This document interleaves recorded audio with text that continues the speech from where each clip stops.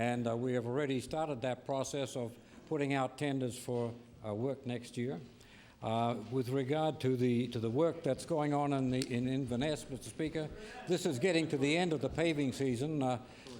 If asphalt is put down in temperatures that are too cold, or if there's too much water around, then you get a poor paving result. And Mr. Speaker, it's not our intention in the Department of Transportation to waste our paving dollars. So, Mr. Speaker, I would suggest to the honourable member that there will be very little work, if any, done after about November the 10th. Now, Member Victoria Lakes on your final supplementary. Thank you, Mr. Speaker. I'm pleased with that announcement there that he doesn't want to waste any tax dollars. But, Mr. Speaker, if tenders that are called are awarded now for next season, then companies can purchase the equipment they require or upgrade their equipment. Families of the workers, and they know that Dad will be working early in the spring instead of waiting tentatively to see if Dad gets a job in the spring or not, hoping for employment. Mr. Speaker, what I'm asking for in my final supplementary to the Speaker is I'm waiting for that campaign of fairness to kick in. Will the minister commit to issuing road tenders now and not wait till the last minute like this year? For Transportation, Public Works. Mr. Speaker, there's nobody more anxious to issue tenders than I am. And I can assure the honourable member that we will put out as many tenders as we possibly can for next spring. One of the elements, Mr. Speaker, that make fall tenders desirable is the fact that the contractors can plan their work so that they can have a number of contracts in one particular area, move their paving plant in, and do all the work around that particular paving plant. Mr. Speaker, this is not only advantageous for the contractors, it's also advantageous for the Department of Transportation in that we get pretty good tenders when we can do that kind of thing. So, Mr. Speaker, I can assure the honourable member opposite and all members of the House that we are doing everything we possibly can to put out as much work as we possibly can for next spring. Thank you. The honourable member for Sackville-Cobequid. Thank you, Mr. Speaker. My question is for the Minister of Health. The Woodlawn Medical Clinic has reported on CBC television, Mr. Speaker, that the flu shots are being rationed and that doctors are worried that thousands of high-risk patients at that clinic will not have access to the flu vaccine, Mr. Speaker. These doctors are speaking out now, and we need to take their word that there's a problem in the system with receiving these vaccines, Mr. Speaker. Doctors have been told that they can only receive enough vaccine for 1,000 shots a week. And the demand for the shots among people who are supposed to get the flu shots far exceed that number and that supply, Mr. Speaker. So my question is to the Minister of Health, why is his department encouraging all Nova Scotians to get the flu shots while rationing the supply at the same time? The Honourable Minister of Health. Thank you very much, Mr. Speaker. And the Honourable Member again is raising the question that was raised previously by the member for Glace Bay. And I want to remind all honourable members of the House that that the Department of Health provides a free vaccine for those who are on the priority, beginning with seniors, beginning with those who work with healthcare, in the healthcare system, and others, Mr. Speaker. And that free vaccine is allotted to ensure that those who are in the priority list receive the vaccine in an appropriate manner. The Chief Medical Officer of Health for this province, in a memo to all physicians in this province dated September 13th, 2005, and the memo is entitled Influenza Vaccination Program for 2005-2006, identified to them that they would receive their allotments over time, but they would receive the same amount of vaccine that they had in previous years. That, Mr. Speaker, should allow them to plan their clinics in an appropriate manner. Member for Sackville-Cobequid on your first supplementary. So I guess what the Minister of Health is saying are the doctors in this province are lying to government and lying to Nova Scotians. He's going to make you take that word. Last year, the Woodlawn Clinic gave over 10,000 flu shots, Mr. Speaker. This year, they've been told they'll receive half that amount. The Department of Health stated that there's enough vaccine for 350,000 shots, Mr. Speaker, enough for the at-risk population in this province. So the minister should answer the question that his own department's saying there's enough vaccine to do this, Mr. Speaker. So why are they rationing it out just in front of the flu season, the start of flu season, Mr. Speaker. The Honourable Minister of Health. Well, Mr. Speaker, for the record, the document from Dr. Jeff Scott to all physicians in the province states clearly no vaccine shortage is anticipated. There will be, Mr. Speaker, no vaccine shortage. It does say that you will receive the vaccine in multiple allotments. Dated September 13th, Mr. Speaker. Surely there's sufficient time to plan your clinics so that you can distribute the vaccine and ensure that those who are on priority lists receive that. Mr. Speaker, to do otherwise would create shortages in certain parts of the province, Mr. Speaker, and we have a responsibility for all of the province to ensure that the vaccine is distributed appropriately. Now, Member Stafford Cobequid on your final supplementary. Thank you, Mr. Speaker. The minister offered to meet with the doctors at the Woodlawn Clinic after the flu season is over, Mr. Speaker. This clinic isn't the only clinic experiencing problems getting enough vaccine, Mr. Speaker. The minister has a duty to ensure, Mr. Speaker, that seniors, infants, people with chronic health conditions and health workers get timely access to the vaccine, Mr. Speaker, before the flu season starts. So I ask the minister, very simple and plainly, will he commit today to ensuring that every clinic in Nova Scotia has enough vaccine to protect at-risk patients in time for the flu season? The Honourable Minister of Health. Mr. Speaker, we have the same amount of vaccine as last year, if not slightly more. Last year, we were able to meet everybody's on the priority list who sought the vaccine, Mr. Speaker. This year, we anticipate being able to do the same. But, Mr. Speaker, we will use the allotment of vaccine in a manner that would ensure that it is distributed appropriately throughout the province so that everybody on the priority list is addressed, Mr. Speaker. The Honourable Member Cape Breton South. Thank you, Mr. Speaker. Mr. Speaker, my question is to the Minister of the Environment and Labour. Mr. Speaker, there used to be talk of moving jobs from urban Halifax to the regions to help foster economic development. And, Mr. Speaker, under the face of opposition, government consistently has shelved the idea. Government, however, Mr. Speaker, has no problem moving jobs within regions. Mr. Speaker, in Sydney, for example, there are 40 employees of Environment and Labour who, we have learned, may be moved to Sydney Mines. Mr. Speaker, whose writing is that? Could the minister inform this House whether his offices will be moved from Sydney to Sydney Mines? The Honourable Minister of Environment and Labour. Mr. Speaker, we have been looking at amalgamating the Environment Department along with Occupational Health and Safety Division that are currently not under the same roof. Certainly no decisions have been made, but we would like to bring them together if at all possible. The Honourable Member Cape Breton South on your first supplementary. Well, Mr. Speaker, bringing them together, I hope, doesn't mean ruining the hub of the wheel in Cape Breton County. Sydney has been designated as the seat of government there. These particular offices are one seat away from the Civic Centre in Sydney and, by the way, in the centre of the CBRM. This, Mr. Speaker, could be nothing more than a political move here. No. Mr. Speaker, I spoke with a senior official in his department, Mr. Speaker, who informed me that indeed talks are underway to relocate those offices from Charlotte Street in Sydney, by the way, which is undergoing a major expansion and major rejuvenation in that area, to Sydney Mines. Moving these offices to Sydney Mines that will mean that people from Glace Bay and Louisbourg and other areas will have to travel exceptional distances for service. And the intentions to rejuvenate Charlotte Street will be severely impaired. My question to the minister, Mr. Speaker, will the minister state absolutely that these offices will not be moved, or will he wait to get directions from Lord Black of Citadel Hill? Now, the Minister of Environment and Labour. Mr. Speaker, as I said, we're reviewing some options and we're taking a look to see what we can do from an efficiencies point of view and with a goal of trying to amalgamate people under the same roof, but no decision's been made at this time. South on your final supplementary. Mr. Speaker, if they're going to be under the same roof, they should be on Charlotte Street in Sydney, where they are now. The minister is not asking the question here, not answering the question. I'm asking it, and he's not answering it. Mr. Speaker, this is not just Mr. Speaker, this is not just a development issue. Please, all member Cape Breton South has the floor. Many of the people who work there will face a good deal of upheaval.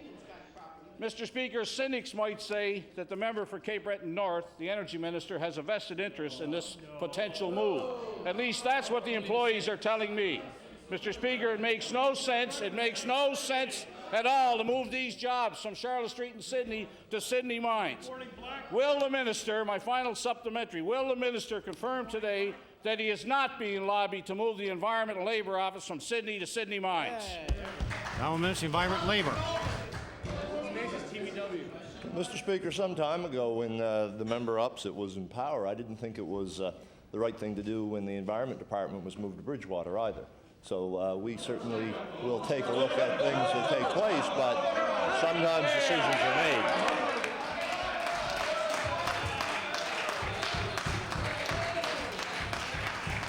Order, please. All member Cape Breton West.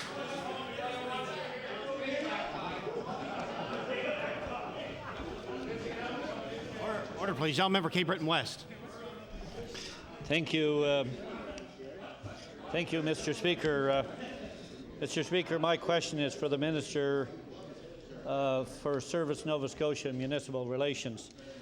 Mr. Speaker, in industrial Cape Breton in particular, many of the constituents I represent, particularly in the rural communities, of which there are many, are having an increased difficult time being able to order fuel and receive it in a timely fashion because some of the major oil companies in industrial Cape Breton, in particular Imperial Esso in Irving, are requiring that a substantive amount of purchase be made before they deliver the product. So my question, and I believe the Minister is aware of the figures, I've provided them to him, in light of the problem is creating for many low-income Nova Scotians, those on fixed income, seniors, widows, and the working poor, what specific action is the Minister taking to address this problem? Honourable Minister of Service Nova Scotia and Municipal Relations.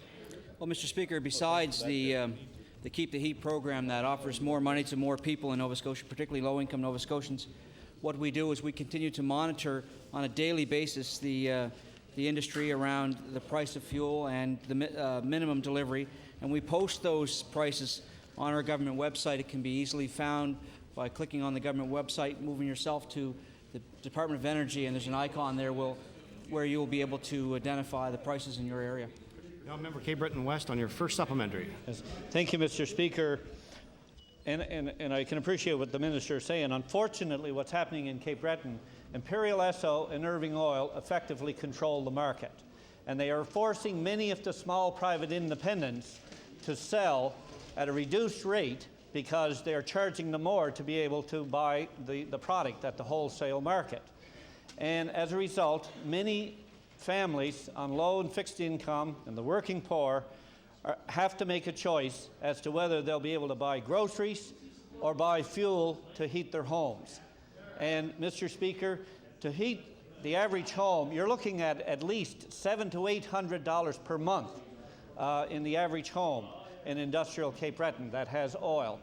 And many of these individuals cannot afford to buy anywhere from $600 to $800 at a time. So my question to the Minister is, what action is his department taking to help alleviate the pressure from the large oil companies on these individuals? The Honourable Minister of Service Nova Scotia and Municipal Relations. Well, again, what we've done is we've encouraged Nova Scotians to shop around to ensure they get the best price. We've also identified last year through our Keep the Heat program to Nova Scotians opportunities where they could receive discounts for fuel, and we'll continue to do that with this particular program as well, Mr. Speaker. But one of the things that the Keep the Heat program does is enables us to provide more money to more people, and we think that will help low-income Nova Scotians, Mr. Speaker. Now, member Cape Breton West on your final supplementary. Order, please. Thank you, Mr. Speaker, and I appreciate the Minister's comment because the points he's made does help a certain population, but there is still a considerable population out there, particularly those that are receiving assistance through the Department of Community Services. So my question next is to the Minister responsible for Community Services. What specific action is his department taking, aside from the energy efficient program that the government has announced, to be able to cushion the blow? Because many of these individuals cannot afford to pay cash, Mr. Speaker. So I would ask the minister, what action has he taken? The Honourable Minister of Service, Nova Scotia, Municipal Relations. I'm sorry, the Honourable Minister of Community Services, was it?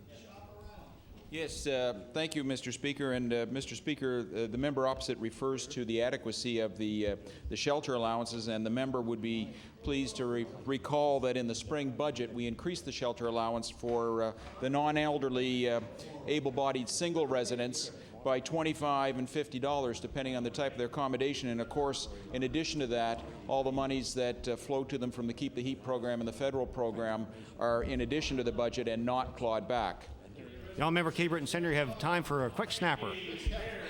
Mr. Speaker, my question, if I get to it, would be for the Minister of Natural Resources, because I'm sure he believes, as I do, that the strength of this province is in our small communities. Small communities such as Dominion, Nova Scotia, Cape Breton, Mr. Speaker, which will be celebrating its 100th anniversary in 2006, and I'm sure he's got good news for all Nova Scotians on Dominion Beach, but we'll get to that on another day. Order, please. Order, please. During question period, a member introduced 2 letters to the House, and I want to refer back to a ruling I gave in the House on October 16th, 2003. I'm not going to read the whole thing. It's available for all members. It's a 2-page ruling basically dealing with unsigned documents in the House. Basically what the ruling said is that the practice is that unsigned or unattributed documents should not be put before the House. And I talked about a ruling a previous speaker gave of November 15th, 93, reading the reading of an anonymous letter was out of order. And in fact, at the end I stated, in future, any member who is going to table or read a letter or quote from a letter should first announce that it is, in fact, signed by the author. The 2 letters today were not, don't meet that criteria, so they'll be ruled out of order and return them to the member. Just to remind all members that for further notice, introduction of any letters really need to have to have the author's name on the letter. And the Honourable Minister of Health, that's why I'd asked the Honourable Minister earlier. I thought you had a letter, but obviously it was a memorandum. Anyway, letters have to be signed by the author for the House's information. Thank you. The Honourable Member Cole Harbour Eastern Passage. Well, I'm just calling order for. Oh, sorry. The Honourable Minister of Health. Mr. Speaker, if I may, I'm not sure what order of business I do it under, but for purposes of clarification, obviously I presented to you a copy. I could not get the original off the letter, and it went to all physicians in the province, so I don't know that it was signed individually by all, for each one of those. What is it that I need in order for that letter to be acceptable? You have to identify, order please, you have to identify the author of the document. And it has to be identified on the document itself. I thought I had done that. Well, that was what I'd asked you earlier. You did. You did. Yes, sir, you did. Thank you. The Honourable Member for Richmond. Speaker, just on a point of order, as clarification for what you've just raised, my question is, what do you do in the case of an email? Because obviously an email is not signed. In this case, we had an email that was presented where the name's blocked out, but we know electronic media that it's even possible to send an email to someone under a different name, which would be very difficult for us to confirm that it's that actual individual who did send that email. So I'm just curious as to what direction the Speaker would give on that issue. The Honourable Member's absolutely right. In fact, on that, maybe what I'll do is I'll have the pages circulate, copy that decision from 03, because I actually talked about that issue there, the fact that so many members now are receiving emails. And I think the onus is upon the member that's introducing the document to identify the author of that email. No, the Honourable Member has to be prepared to take responsibility for the document and identify the author. Okay? Opposition Member's business. The Honourable Member for Cole Harbour Eastern Passage. Thank you, Mr. Speaker. I'd like to call resolution number 4462. Sorry, resolution number 4462. The Honourable Member for Cape Breton Nova. Speaker, thank you. Mr. Speaker, I rise on a very important issue, Mr. Speaker, as a young lad growing up in a company house next to Sydney Steel and being a third-generation steel worker. This resolution I put in today to maybe bring some clarification to the issue that I'm trying to bring here today to this House, Mr. Speaker. The issue today, Mr. Speaker, is that when prior to Cisco closing, the steel workers in the province negotiated a pension severance agreement, Mr. Speaker, where senior workers would retire and junior employees would have an opportunity to work at the new buyer, Deferco. due to a number of factors beyond the control of the junior members that were left without the pension control, this purchase had fell through. And apparently, I guess there's still some legal arguments between DeFerco and the province as we stand in our place today, Mr. Speaker. I don't know what they were. We don't know if they're going to court or whenever this is going to be settled. But yet if it's settled and the province comes into some kind of money and a penalty for DeFerco or whatever else, I think that this money could go towards trying to help these steel workers that are left. And let me explain to you, Mr. Speaker, this group of steel workers that we have here in the gallery today and other guys that are out on the job back home in Sydney today, these guys came back each and every time that industry called. Every time the phone rang, some of these guys were in Ontario. Some of these guys were working elsewhere. But when the Human Resources Department of Cisco called and said, look, we have work for 5 years. Even one incident, a worker was told they have work for 10 years. To uproot it and come back from Cisco and... Is the member allowed for an introduction? Is it Ronnie? Sorry, yes. The member Guysbrook, Street Harbour.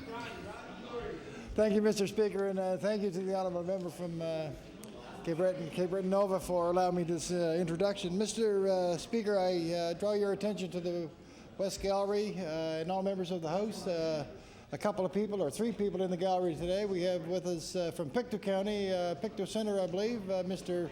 Red McKean. And we also have the former mayor of Canso and his son, Mr. Frank Fraser, in the gallery as well. So I would ask all members of the House for them to stand and all members to give them a warm welcome. Thank you.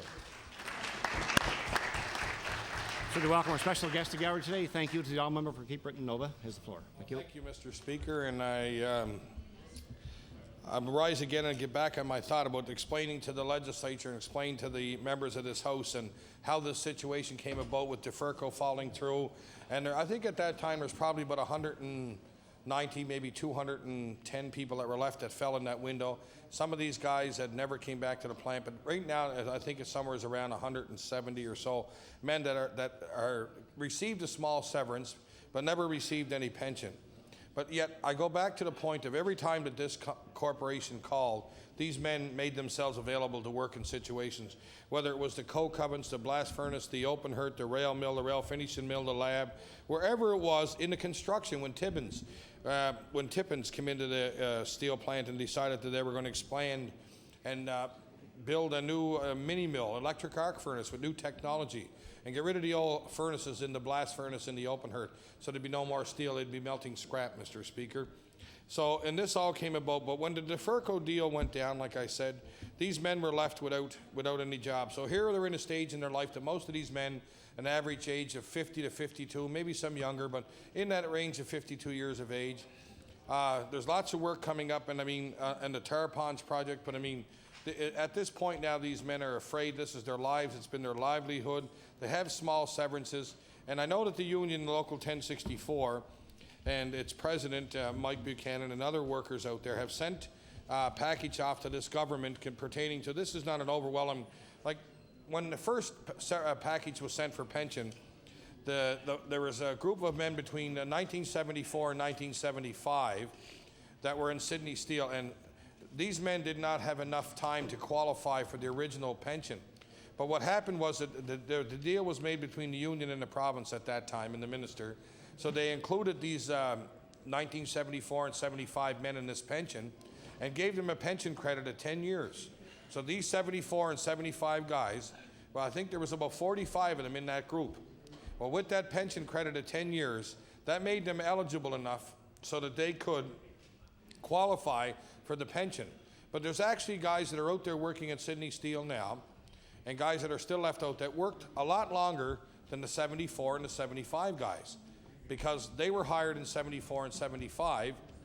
They got that pension credit of 10 years, which made them eligible to receive the pension. But the guys that were hired in 78 and 79, they worked pretty steady. Some have 22 years, some have 24 years. There's no way of them being able to get a pension credit of 10 years to make them eligible for a pension.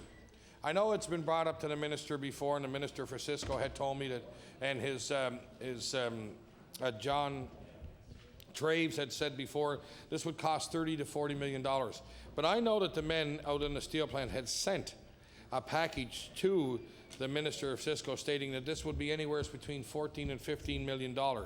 But to realize that, I mean, if they want this site to go ahead and they don't want any labor unrest, because this could lead to labor unrest for a long, long time, because the men are going to be without any work as of December the 15th. According to what they're hearing and according to what everything's going on, it is slowly winding down. So what I'm afraid of here, Mr. Speaker, is that, you know, let's see if we can work a deal here so that we can get some of these men, and not an overwhelming pension. There's some guys in there that don't have as many years as other people, but do have a few years. And to be able to bump them up to pensions of $600, $700, $800 as it expands and goes along. This is, like I had said earlier, the package that was sent off from the Steelworkers Local 1064, and it was around $15 million, whatever else. But one boatload of scrap at Sydney Steel at this present time, one boatload of scrap is worth 40, you know, anywhere. So they got enough scrap on the ground in there for $40 to $45 million to sell a boatload of scrap.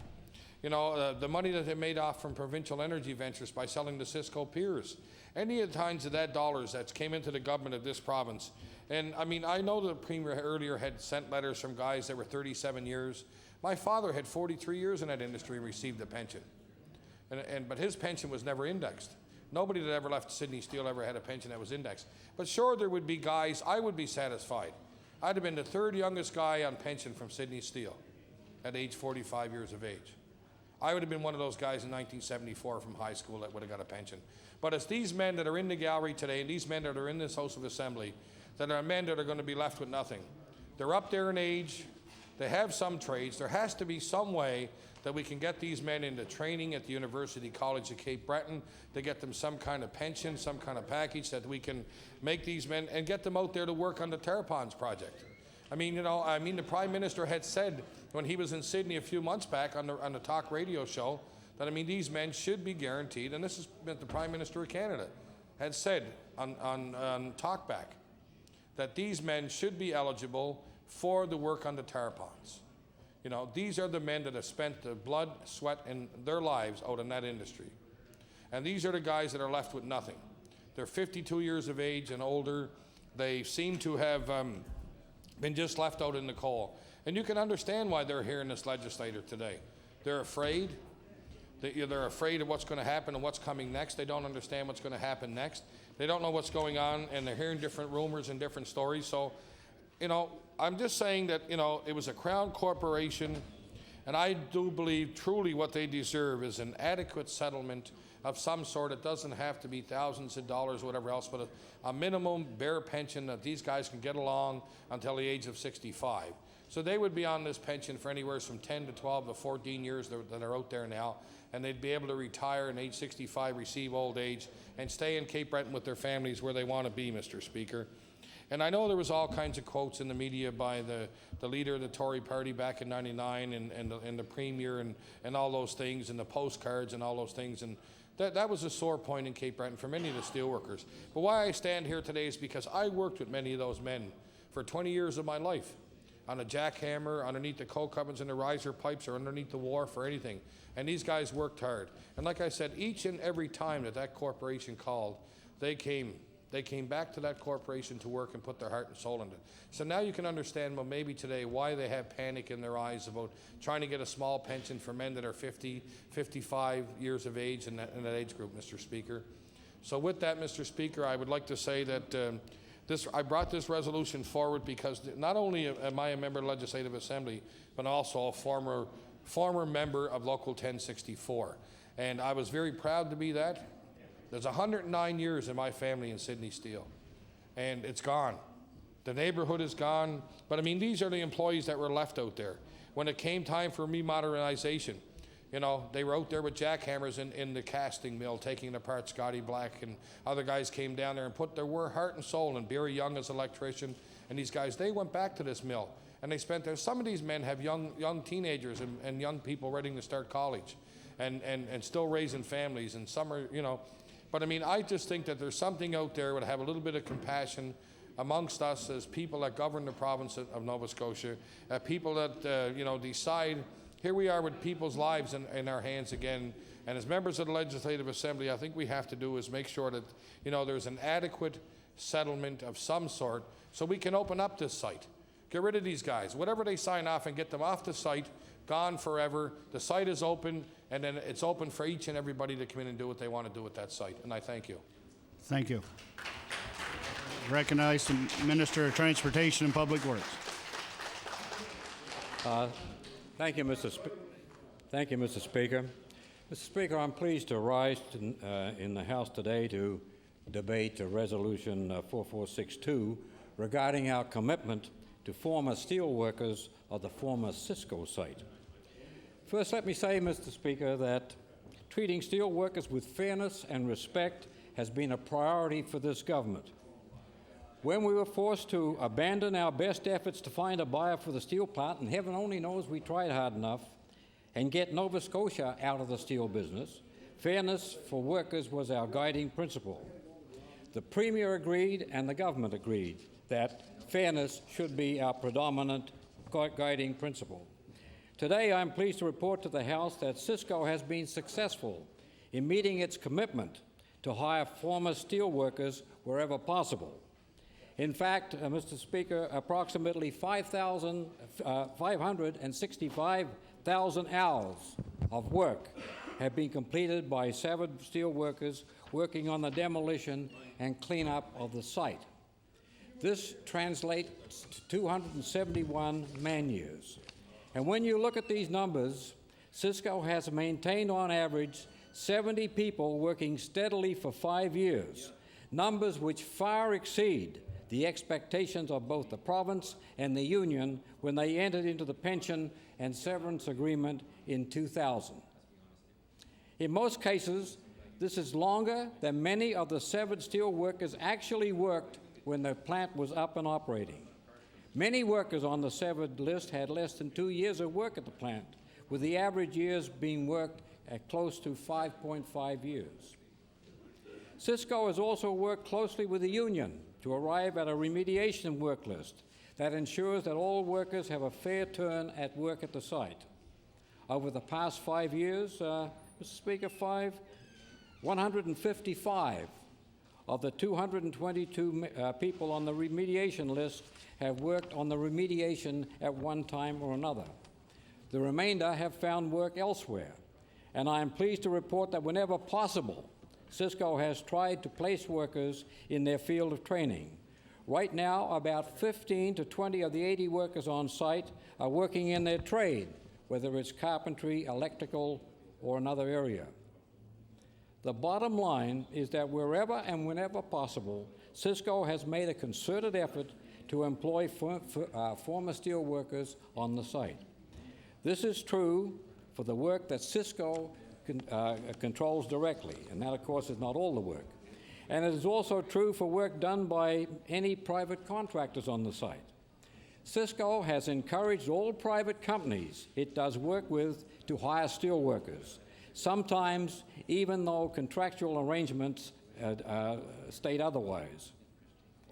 In some cases, Cisco has taken the step of investing in equipment to facilitate employment of steel workers in the cleanup. This includes purchasing an excavator, a bulldozer, tandem trucks, loaders, and other equipment that is routinely used in cleanup. And Cisco goes to bat for using steel workers on equipment that they have on long-term rentals. The only time, Mr. Speaker, that Cisco has not used steel workers is when the job has a distinctly technical component and when safety and training is an issue. In addition to the salary workers have received, Cisco also ensured that it maintained a benefits package, including medical, life, and extended health care benefits for workers. In the year 2000, the Steelworkers Union agreed to a pension and severance package for its members. This was an enhancement of the agreement that had been signed in 1997, when the final attempt to sell the plant fell through. Government confirmed that it would uphold that agreement and remain true to its commitment to steelworkers. Currently, Mr. Speaker, the unfunded liability of the Cisco pension plans sits at $216.4 million. $216.4 million, Mr. Speaker. Despite these costs, within 6 months of the announcement that the plant was closing, all the workers had received the money they were due, either in the form of a pension or in the form of severance. In addition, Mr. Speaker, Cisco provided funding and computers for the Steelworkers Transition Centre. This matched funds from Human Resources Development Canada. Helping steelworkers move on to other work was the right thing to do, since the cleanup work at the plant was always considered temporary work. Counseling and outplacement services were offered to all former employees through Thompson Associates. All of this support was provided through an investment of $250,000.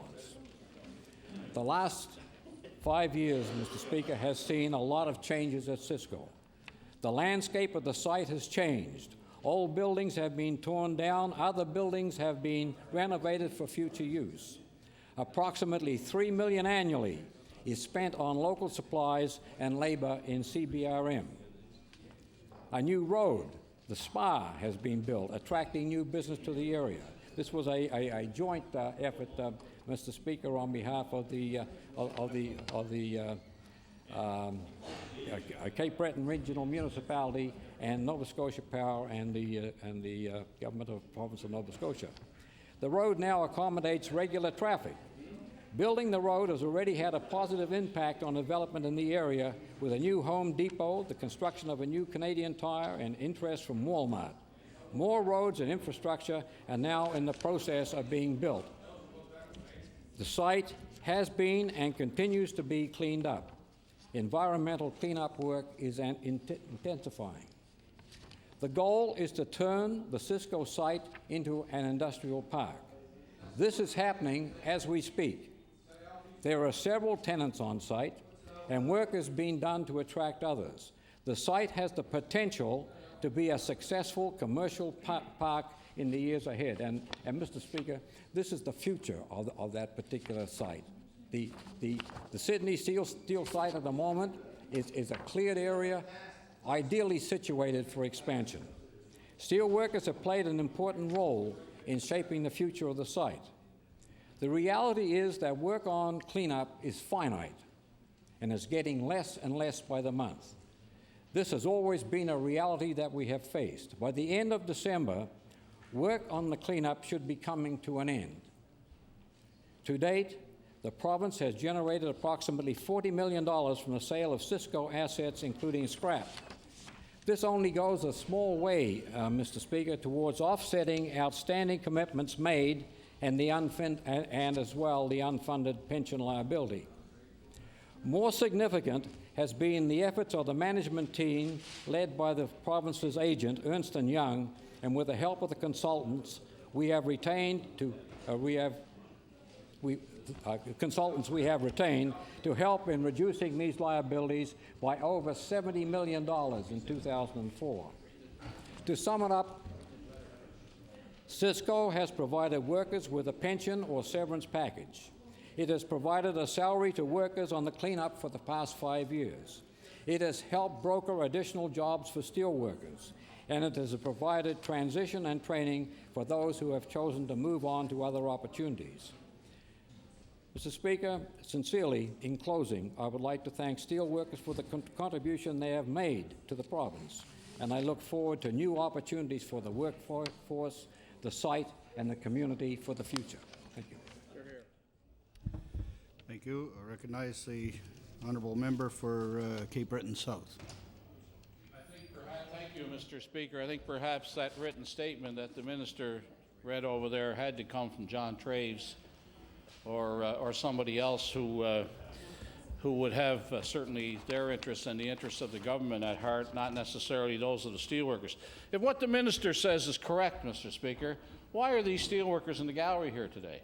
If all the steelworkers were looked after, as the Premier said earlier in question period, and the minister has repeated, if all the steelworkers were looked after, these people would have no reason to be here today. They're here because they fell through the cracks, because this government had one thing in mind, in 1999 was to win the election on the backs of Sydney steelworkers.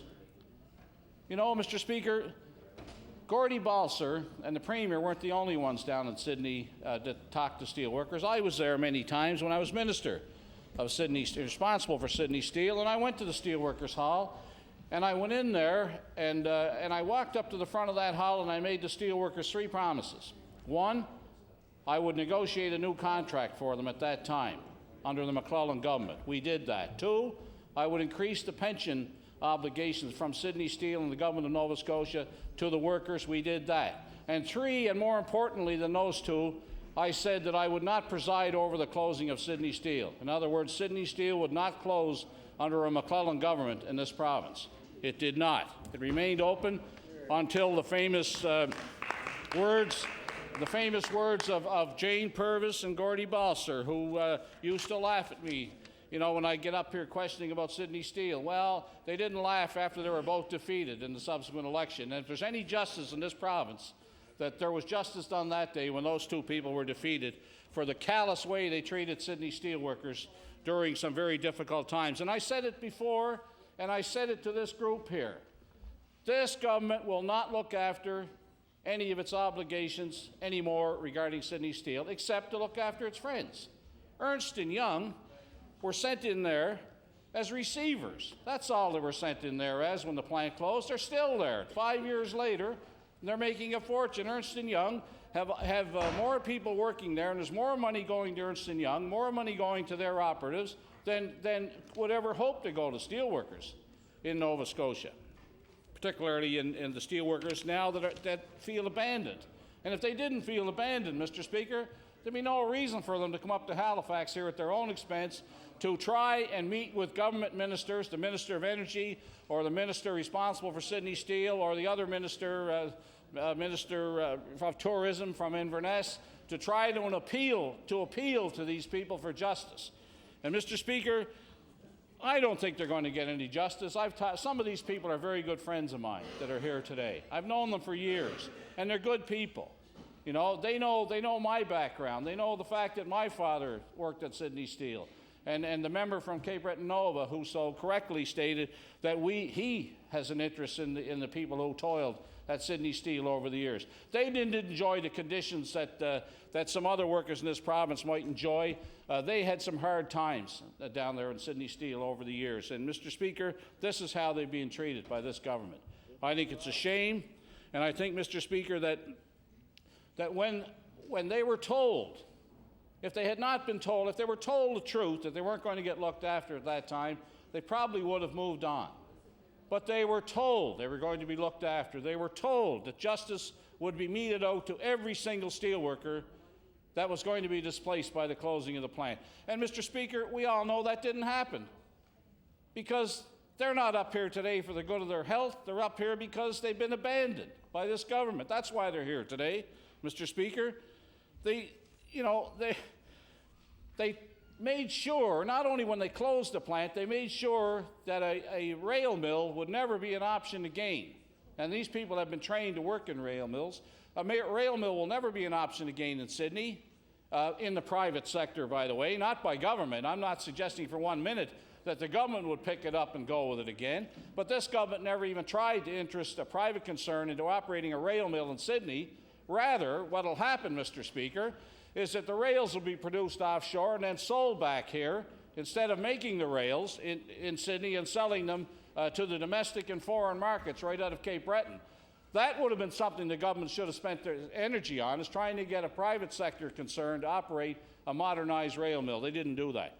Those workers would have been working at that mill today. They wouldn't be up here today looking for justice. Sold it off at fire sale prices is right.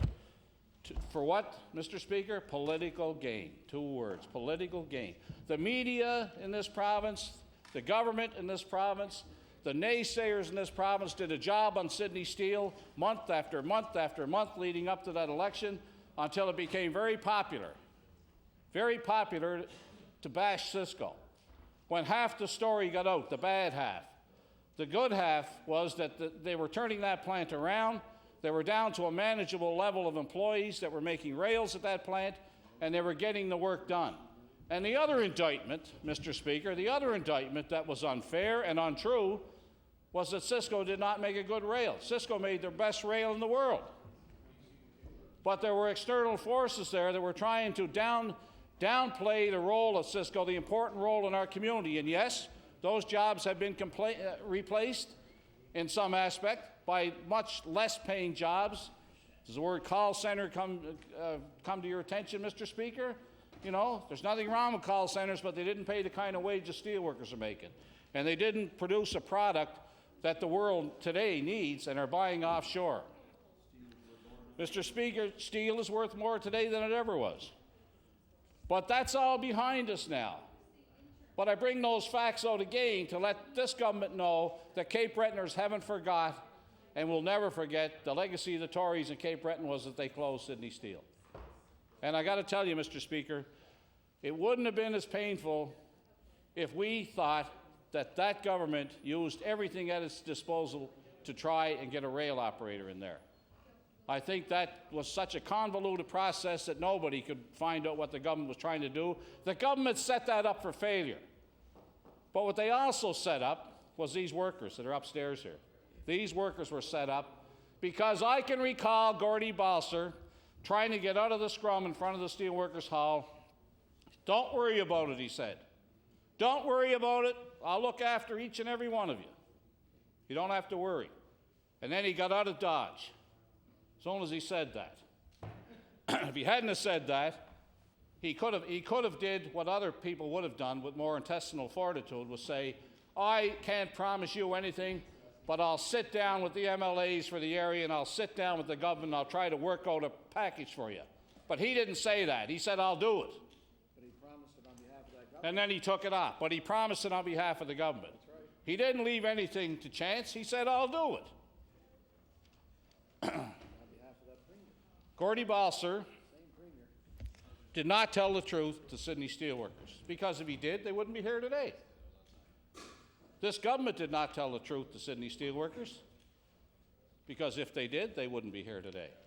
The ones that the minister so eloquently talked about over there before, that are pleased that the situation has come to pass, that they're retired now, and there was a couple of Dear John letters read earlier. Those are steelworkers who worked there 37 to 38, 39 years, and who are receiving a pension. A pension that was negotiated by the McClellan government before we left office. A pension that should have been applied to the people who are in the gallery here today once this government took power, but was not. Now, it wouldn't take, Mr. Speaker, if nothing else, this government should at least sit down with these workers and try to come to some arrangement that will see these workers looked after. We're not talking about a great number of people here. We're not talking about we're talking about less money than it will cost for Ernst & Young's fees, I can tell you that, this year, much less. We're talking about much less money than has been spent on the cleanup at Sydney Steel, much less money than that, Mr. Speaker. And, Mr. Speaker, I can tell you that these workers aren't going to go away. You know, they're not going to go away. They have a sympathetic ear from the Liberal Party and a sympathetic ear from the New Democratic Party. Cape Breton. I can tell you that the member for Cape Breton Nova and myself and my other colleagues and the member from Cape Breton Centre have talked about this issue time and time again.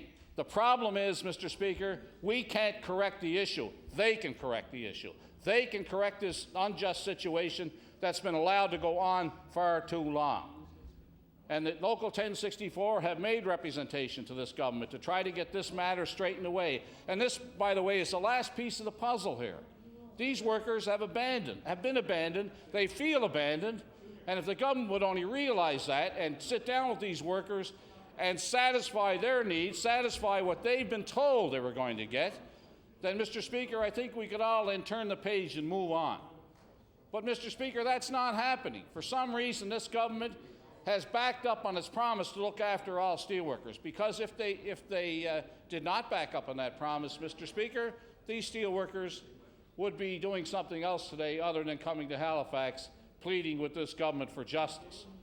Justice that I don't think they're going to get with this government, but I would hope that the government would realize that these people are hurting, that the government should realize, Mr. Speaker, that these people need justice here, and they deserve justice because, Mr. Speaker, they were promised justice. They were promised justice. Not only, somebody might want to misinterpret what Mr. Balser said, but you can't misinterpret what he said because he was on ATV saying it. You know, the media were there, and he made no bones about it. I will look after you people. Don't worry about it. Well, he's no longer here. You know, and Jane Purvis is no longer here with that infamous postcard that was sent. And I can tell you that when you get a majority government,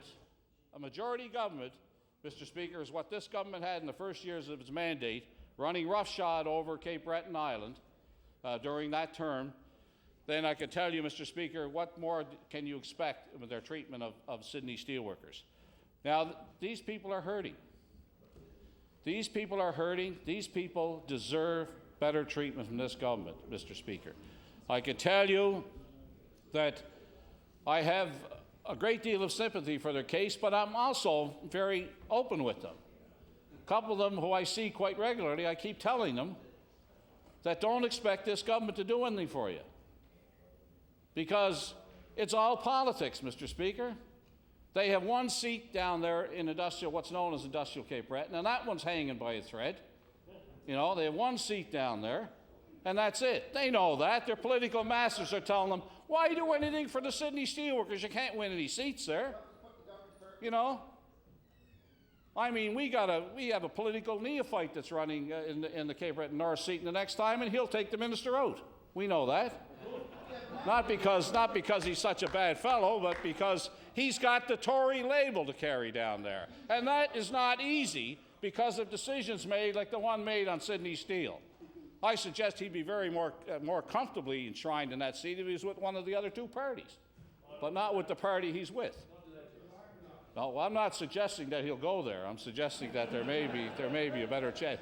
But Mr. Speaker, it's all about politics. It's all about politics. Maybe these steelworkers who have been adversely affected by this government and Mr. Speaker, not only adversely affected, but I think you use the word justice denied because that's what's happened to these steelworkers. And Mr. Speaker, maybe if myself and the member of Cape Breton Nova, who was the NDP critic for Sydney Steel, and myself, maybe if we got together with them and suggested that they all sign Tory cards, that maybe that will help. Maybe that will give them a base of operations down there, and then maybe they'll look at it differently. I don't even know if they'll do that, but I can tell you right now, it's all politics, Mr. Speaker, and I suggest to you this government is going to do absolutely nothing for these workers unless there's a change of government in this province. And I can tell you that the member for Timberley Prospect says that he'll take care of it. Well, you know, I think that perhaps I could say the same thing, Mr. Speaker, that we'll take care of it. But anyway, seriously, Mr. Speaker, I'm really upset the fact that this government has ignored the plight of these workers. They ignored it to the case where they've just abandoned ship. You know, for the minister responsible to say about all they did, written from a prepared text, you know, I don't have to go with a prepared text when I'm talking about Sydney Steel. I go from my heart when I'm talking about Sydney Steel, Mr. Speaker. And I'll tell you, Mr. Speaker, I can tell you this, that these workers have for a long time put up with empty promises from this government. And I can tell you they didn't deserve it, they don't deserve it now, and I'm going to tell you, Mr. Speaker, they deserve a better hearing. They deserve for the minister to meet with them and explain to them why they're allowed to fall through the cracks. They deserve a meeting with the Premier for the Premier to tell them why they've fallen through the cracks. And Mr. Speaker, they deserve justice. They deserve justice, and it's not going to break the bank. Just take a slice of that money off you're giving Ernst & Young, Mr. Minister, just a slice of it, and give it to these steelworkers who don't have the luxury of the kind of sinecure that Ernst & Young have on Sydney Steel, and some of the government employees and some of the political people that have been hired over there. And I can recall the Premier trying to tell me that the guy that was hired, the defeated candidate down there, was hired because of what he knew about the steel plant, not because he was a Tory. Now, Mr. Speaker, if you'll believe that, you know, I'll sell you a piece of land somewhere, you know. Yeah, I'll sell you a steel plant in Sydney.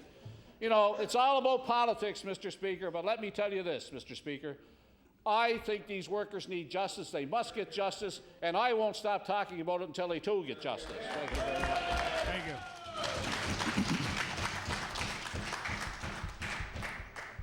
Recognize the member for Cape Breton Centre.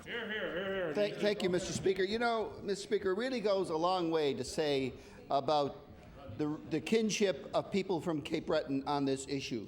You know, there's probably no more two people like to go at each other more than the member from Cape Breton South and I. No. But I've got to say that I'm on the same side of the argument completely on this one, Mr. Speaker, and this is not about if you're a New Democrat or a Liberal, and it shouldn't be about whether you're a Tory, but apparently it is. But you know, Mr. Speaker, even through this devastation that these men upstairs here have you know, keep their sense of humor and keep their sense of place about themselves. I was just a short time ago up talking to Gordy McNeil, and I said to Gordy, I said, I know we got to get out there and fight for your pension, Gordy, because you're a lousy track announcer and you need some money. So, and Gordy knows what I'm talking about. But he's a good fella, and he laughs at it, Mr. Speaker. But you know, what I found somewhat galling from the minister that's in charge of the Cisco file, when he talked about the future of the site. But, Minister, that future of the site is not worth an iota of dirt that's on that land if you're denying the past. Sure. And you're denying the past if you deny those workers natural justice. And that's what you're doing. You're allowing them, your government, your statement, whoever wrote that statement, and by virtue of you reading it in this House, becomes your words. So it's your words, Mr. Minister. But the things that speech didn't go to, the things that really resonate with working women and men in this province are 3 points. And that's when this was being shut down and phased out and sold off, the Premier made 3 promises. One around work, one around training, and one around pension. That's right. And they weren't fulfilled. Now, Minister, you can talk about man hours, and I'm sure the president of Cisco, looking after the operations up in the gallery, can send you down notes on it. But it's largely inaccurate. These are the people that tried to get that work. Yeah. Was that work properly vetted? Was it the ones that send off the Dear John letters and were happy with the pensions? Were they the ones also getting work on that site while these men were sitting home trying to get a job driving cab or something to pay the bills? Exactly. Was that the balance we're talking about, Minister? Is that what this is about? Ask those 100 and some men how much training that they were afforded. How much training was afforded? They tell me 0, and I tend to believe them. Absolutely. If they say 0, then 0. But you know what? The idea this government lays its hat on is that they want a pension. But the fact is, the government never really seriously wants to sit down across the table and find out what machinations are happening here. What can we do for retraining for these people? What can we do for work, and what can we do for pensions? And let's get a real number. No, government says, no, we can't meet with you. The House is sitting. We're too busy. These are citizens of Nova Scotia, Mr. Speaker. These are the people that we're supposed to be responsible for, whether they're laid off steel workers, whether they're pork producers, whether they're seniors trying to get them proper housing. We should not be closing any doors on them. We should be opening it and saying, what can we do for you? Not, we've done everything possible. There may be problems here. Yes, you know what, I'll go on record and say, maybe some don't deserve a pension. Maybe it's not there. But let's look at what's going to be there. Because I'm going to tell you, Mr. Speaker, in the very near future, this minister is going to have to stand up in this House, or someone on his side, and explain to Nova Scotians why there's labor unrest on the former Cisco site. Because You folks didn't have the intestinal fortitude to stand in your place and correct the situation. You're going to have worker against worker because you don't understand labor management agreements. Because you're standing here in your place telling people you had a collective agreement. Now, anybody worth their salt around collective bargaining knows that the layoff provisions are much different if it's just straight layoffs, except when you're closing down an industry. Then you sit back down at the table and redo the package as it relates to who gets out the door, who gets out by what. But no, Mr. Speaker, what this government did, in its majority, bargained collectively with Local 1064, not on a closeout agreement, but on an agreement to turn this into a mini mill with the Swiss employer, Deferco. Now, between that signing of that collective agreement and the Ernst & Young boys trundling off to Geneva, the deal was lost. The deal was lost. Oh, we can't afford to do ingots to that in Sydney anymore. We're lost. We're lost. We can't do it. So what happened? Around Christmas time, everybody panics. Bang, the deal's dead. The deal is dead. We had one suitor. That's it. We've got to go. So the government then says, okay, well, hey, that's fine. That's okay with us.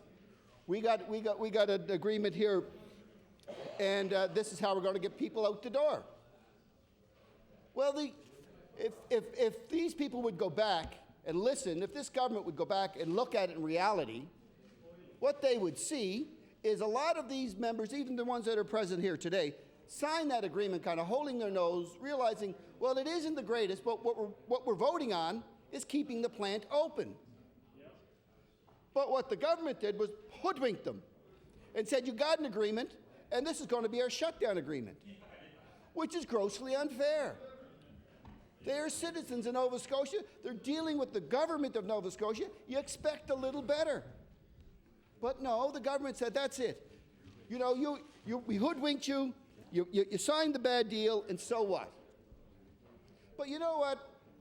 After all this is said and done, we would like to, my colleague from Cape Breton Nova today tabled the outrageous sums that Ernst & Young are taking out of the economy of Cape Breton, and they are taking it out of the economy. That's not staying there. Matt Harris, I'm sure, has a rental home or maybe stays in a hotel, I don't know, but that's very little compared to what 100 steelworkers would spend in 1 week in the grocery stores in Cape Breton, Mr. Speaker. But no, he's allowed to move out there. That was an investment that these men, these workers, really have no enjoyment of that revenue. Look at Provincial Energy Ventures. How many of these guys ever got 1 day's work from PEV? You know, that's shameful. Yet the minister stands and talks about hours of work. What you gave these people was work of the lowest order. But you know what? Being the stock they are, they did it. They did the work. When called upon, they did it. But when the gravy comes by, it's gone up to Quebec stevedores, not our own Nova Scotians. And yet government whistles at it. That's shameful. Why wouldn't you square that out to make sure every cent of work goes there? But as I said earlier, Mr. Speaker, what they're going to have here, they're going to have labor problems on that site because of the lax labor laws in this province, and because of the Prime Minister's or the Premier's previous statements, that work on that site belongs to steelworkers, and you're going to have tradespeople off-site saying no. Historically, that's our work, and what you're going to do is pit worker against worker, and this government will rub its hands and say, "Hey, isn't that typical of Cape Bretoners? They're fighting amongst themselves again." And it's all been precipitated by this government's lack of vision. Your vision is no good if you don't understand the past, Mr. Speaker. These people need three things. They need jobs, training, and pensions. And that's what I'm urging this government to do, is to sit down and see what's there. And then when the work is looked after, when the training's looked after, then look and see what's there for pensions. But the government would much rather close the door. They would rather close the door on these hard-working Cape Bretoners, Mr. Speaker. So where are they going to go? You know, the dog work that was necessary at Sydney Steel that they've done is finished. They're all gone. How long will Ernst & Young live off the gravy of this province? We don't know. I don't know how long after guys that had 20-some years at Cisco be left in the lurch while Alfie McLeod is left there. Is that fair? Because he was a defeated member. I say that's hypocrisy. Couldn't not one of those guys up there do Alfie's job? Couldn't they? Could not one of them done Parker Dunham's job? But you know, Mr. Speaker, you guys don't want to do that. It's about fairness, and that's the point, Minister, that you miss about this. It's that it's over. We don't owe them anything. Well, you know, Mr. Speaker, that's wrong. That's an industry, you know, that's something this minister should understand. That built this country, that probably put pieces of steel in planes that he flew during the Second World War, and ships that crossed the ocean in the year of the veteran. That's the stuff you should remember. It was their fathers and grandfathers that did that. But you guys don't seem to think that's fair. You think we tricked you into a deal, you signed it, tough luck, dumb Cape Bretoners. You know what, Mr. Speaker? These guys aren't dumb Cape Bretoners by any stretch. There's not one up there I would put in this place, on this floor, I could out-debate anybody in here, Mr. Speaker, because they know what they're talking about. They know the steel industry. They know it much better. They knew where the steel industry was going in the late 90s. And they knew where to go with it, and they were willing to go to a mini mill. And they were willing to take less than the going rate. But this government didn't want to listen to them. This government wanted to listen to Ernst & Young and Matt Harris. Well, they were making out like bandits. Making out like bandits. Well, these people were making welfare payments, Mr. Speaker. That's what this government was all about. In 1999, when this government came to power as a majority government, it will always be remembered for the government that gutted those workers at Cisco and tried to get the health care workers a Bill 68. That will be the legacy of this government. Absolutely. This government will be known how it treated workers. When times were down, this is what you could have done. Each and every one of you in the front benches. You could have helped them, but you said no. You tried to destroy our health care system, but health care workers were so huge in numbers, they turned you back. Well, Mr. Speaker, if they understand numbers, they should understand heart. They should look up, look at the eyes of those former workers, those workers that are there today, and say, we owe you something. Let's sit down and negotiate. Let's not put our hands over our eyes. Let's put our hands with our hearts and respect these workers and give them something. Thank you.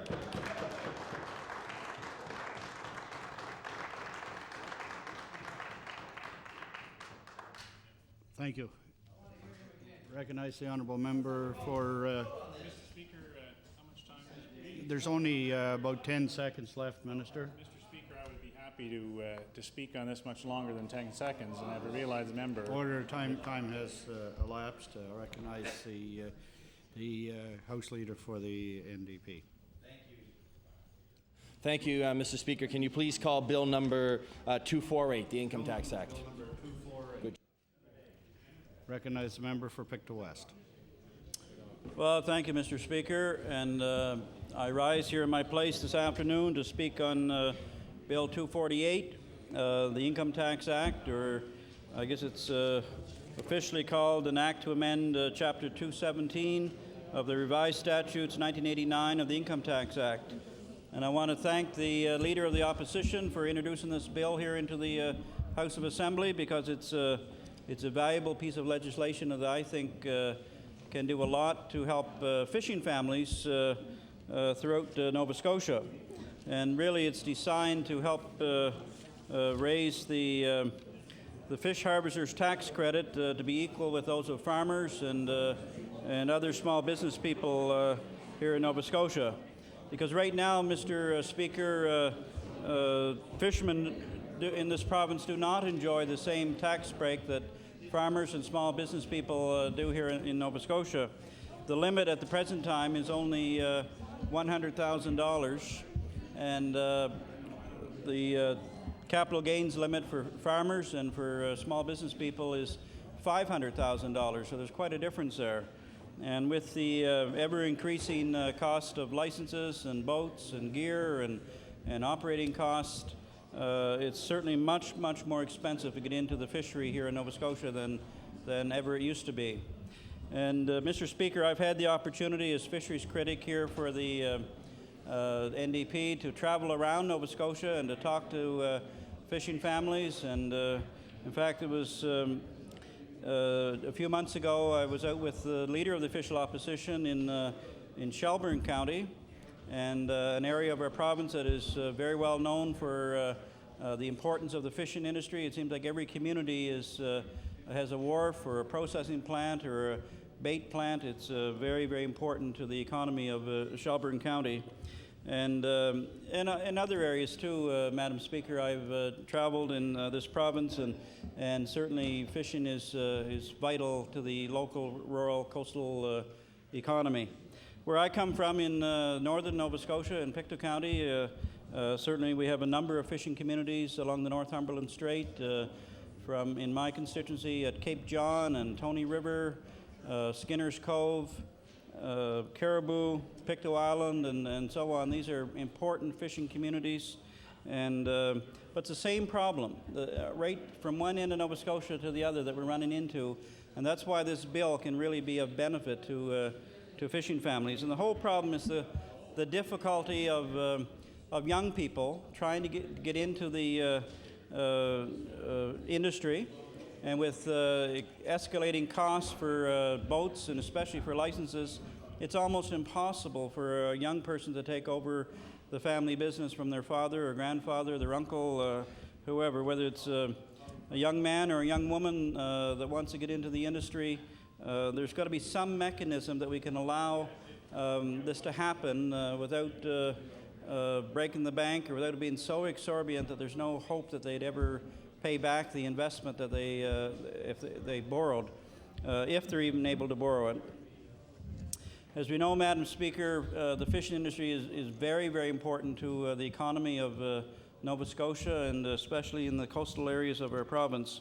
And last year, the fishing industry was a $1.2 billion industry in Nova Scotia, and the history of the industry goes back more than 400 years, and it's gone from father to son, right down the line through generations. But now that's not possible because of the high cost of licenses and boats and gear. Now, one problem that lies there that maybe is not directly addressed by this bill, but is the need to find a source of capital. And when a young person goes to a bank, they're having difficulty borrowing money because the license is not considered something tangible, something that they can borrow money against. In other words, it's not considered as collateral. And I think government has a role here through the lending agency known as the Nova Scotia Fisheries Loan Board, that to provide a mechanism that could allow young people to take over a fishing business from family or from others in their community, and really to allow some way that collateral could be put on their on the license, which seems to be the most valuable part of the enterprise that they're buying or taking over from somebody. Now, the province of Quebec has been successful in doing that, and they do provide up to 70% of the cost of the license to be used as collateral. And so that province is probably leading the country in providing some way in that a mechanism is found. And we got to sometimes look to the other provinces for good ideas, and certainly that province is leading the country in helping their fishermen get established and to take over an existing business from an established or retiring fisherman. And really, Madam Chair, what is needed is a mechanism that will allow the young person to get into the industry and to allow the retiring fisherman to go out with dignity and to be able to sell his assets that he's built up over decades. And so it's a twofold address in this bill that it will allow something that will help the young person, but it'll also help the retiring fisherman. So I want to move on, Madam Speaker, from that. I mentioned maybe one example of what this bill is addressing, and around a capital gains exemption for the person that's selling their boat and their license and their gear. In Pictou County, a couple of years ago, I had a family come to me that were very concerned about this mechanism. They said, I'm going to be paying more tax than I've ever seen money in the world. My enterprise is valued at somewhere around $400,000 and $450,000 in that range. And in order to pass it on to his son-in-law, he was going to have to pay a huge tax, and that was a real problem. Who's going to pay it, the seller or the buyer? Or in the end, it's like selling a house. Who pays the commission? Is it the buyer or the seller? But it's probably both. I guess if the seller pays it, then the buyer is paying it for in the cost of the house. And it's the same with the fishing enterprise. Because it was so expensive, he was even in the end willing to give it away, in order to try to get around the tax implications. But Revenue Canada doesn't allow that to happen. And they say if the value of it is $400,000, even if you've given it to your son-in-law, there's going to be a tax bill here. It has to be paid by somebody. Now, I know they talked to their accountant and they talked to some other advice, and in the end, they made the transaction. I'm not sure how much tax was paid, but it was still considerable. I want to come back to this bill, and this bill certainly allows for the income tax to be paid that would be far, far less, because it allows for a capital gain of a much higher level. It was $100,000 right now, but it goes up to $500,000 under this legislation.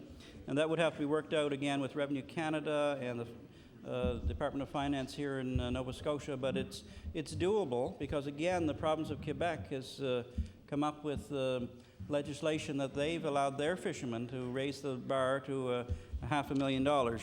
Now, while it's true that Quebec has their own income tax department separate from the federal system, still, where there's a will, there's a way, and I think we can do it here in Nova Scotia if enough minds put their heads together and find a way for it to make it happen. In the province of Quebec, Madam Speaker, they justified that this was a good thing to do because they indicated that it would encourage risk-taking, it would increase the investment in new businesses, it would leverage regional economic development, and they say, like farmers, fishers should be able to benefit from specific support when it's time to transfer their assets to another person carrying on the business. So there's many benefits that outlined there in another jurisdiction, and the same problem is here in this jurisdiction in Nova Scotia. And I think if one province is able to do it, there's no good reason why we couldn't do it as well. And in the end, it's allowed a much easier transfer of boats and gear and licenses to the son or the daughter or to anybody else, maybe a crew hand that's worked on a boat or on a neighboring boat. It allows that to happen without a huge tax burden. Now, there may still be some implications where the value of the enterprise is $600,000 or $800,000 or even $1 million, like in Southwest Nova. The fishing enterprises are much more valuable than in the North Shore where I come from. It's mainly because of the lobster licenses that have skyrocketed over the last few years. Maybe $500,000 may not be enough in cases like that, but it's certainly going to help. Whereas today the limit's $100,000. By increasing it by $400,000 to the $500,000 mark, it's going to be of some benefit, certainly to a number of people. And in time, it may have to be looked at to increase it. But fair is fair. Other resource industries in our province and in our country since 1985 have enjoyed a capital tax allowance of $500,000. Farmers in particular have benefited from this for the last 20 years. And anybody that's incorporated as a small business also has enjoyed that. So when they pass it on to a buyer, there's less tax implications in that case. I've only got a couple minutes left, Madam Speaker, but I want to refer to the lobster fishing area 34 on Southwest Nova, and they have a management board there that have put some recommendations together that went to the Hanlon study, a gentleman with the Department of Fisheries and Oceans that was trying to study what are some of the solutions to allow more young people into the fishing industry. And they recommended a couple things of interest that I'll point out. One is that fishing enterprises should have the right to incorporate, as the same as any other small business, whether you run a corner store or whether you run a farm or a fishing enterprise. You should all be treated the same because really you are independent. You own your business, you're an owner-operator, and they're suggesting that small businesses should be all treated equally and be allowed to incorporate. And the other item they've mentioned, Madam Speaker, is the tax rate right now is about 50%. So if you sell for $500,000, the tax on that is $250,000, and that's prohibitive to allowing a young person to get into. Is it economically viable to even operate under that level? So, Madam Chair, time flies quickly when you're up here speaking, and I believe my time is almost finished, but I do want to commend this bill to the House, Bill 248. It's worthwhile. It's good legislation that will help pass title from one generation to the next, and I hope the House will be able to favorably consider it. Thank you, Madam Chair. Thank you very much. The Honourable Minister of Fisheries and Agriculture.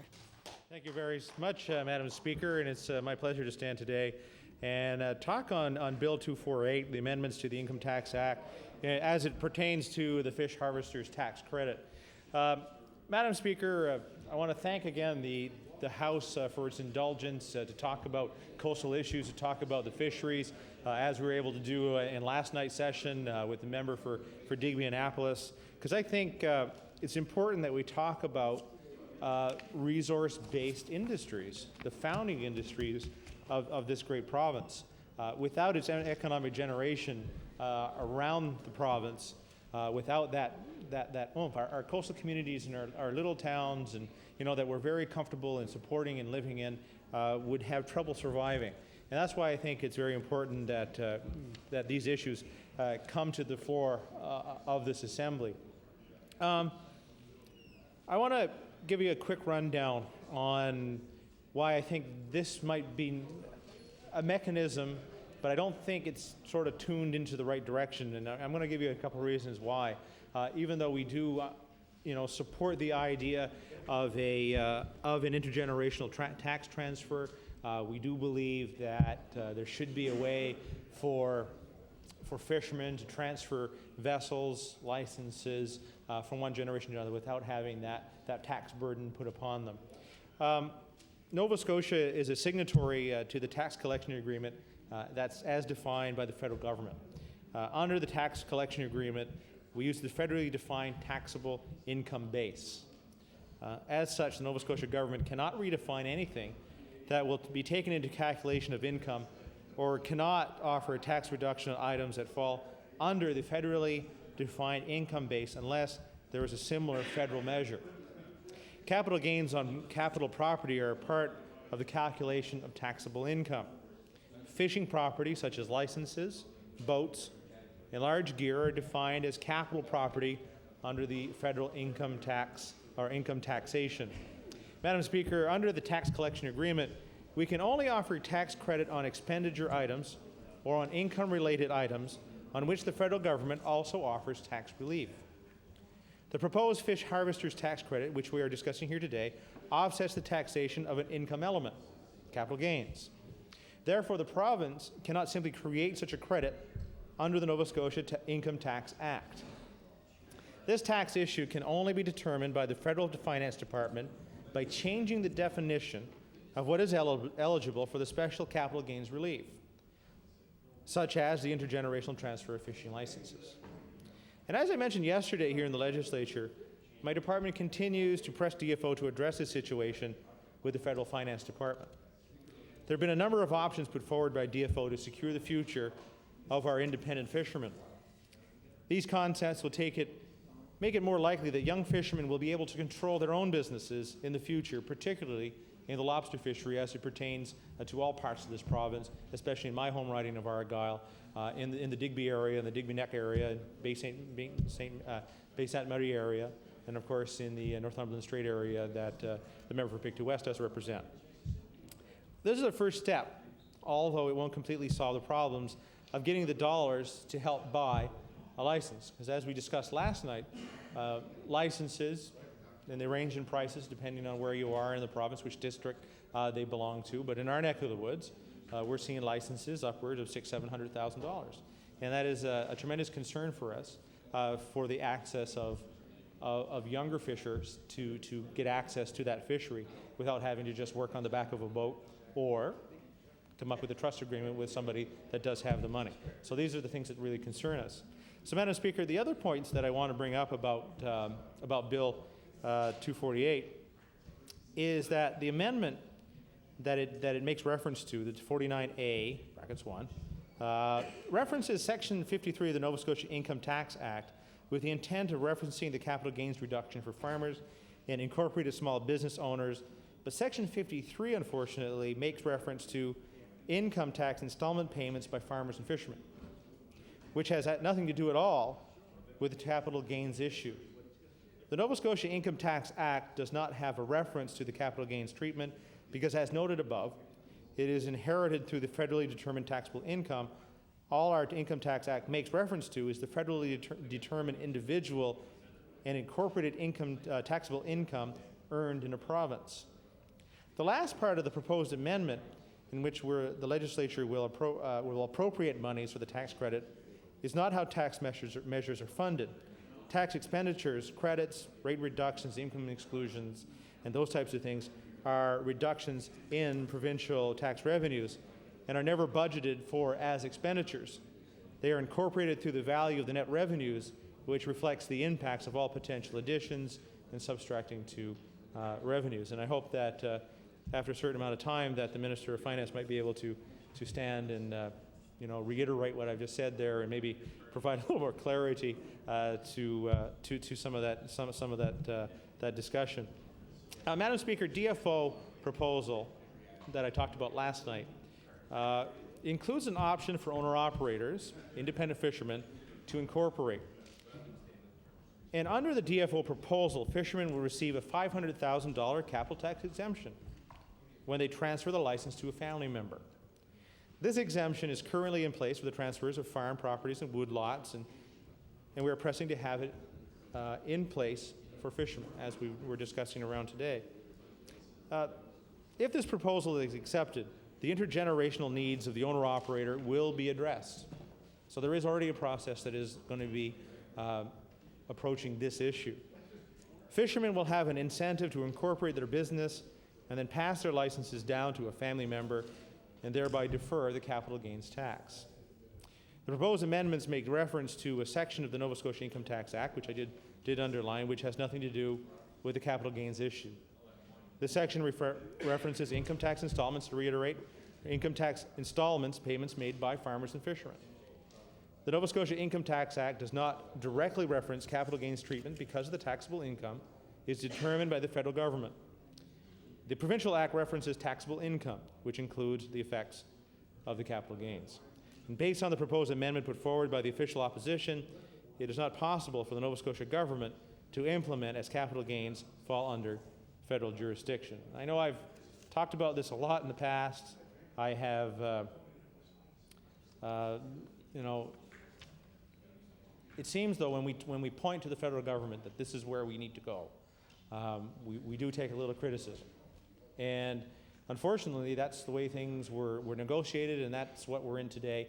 And that's why I'm glad that the Hanlon proposal, Madam Speaker, will be soon before fishermen and fisher people for their perusal, for their information, to see what those will be. And Madam Speaker, that this is probably, in my view, one of the most important pieces in that proposal in order to provide for the intergenerational transfer of fishing licenses. If you walk along walk along our coastal communities, you walk onto our wharves, and as the member from Digby-Annapolis, or from Digby, talked about quite eloquently last night, is that, you know, you have places that had boats. They had, let's say, a small fishing port. The example I'm going to use is, let's say, Surratt's Island, my riding, which is just a little outport. There's maybe 100 people that live in the village. Or actually, let's do even better. Let's talk Morris Island, which is even smaller, that has a nice little government wharf on the end. And probably at one time, there was probably 10 boats that fished out of Morris Island.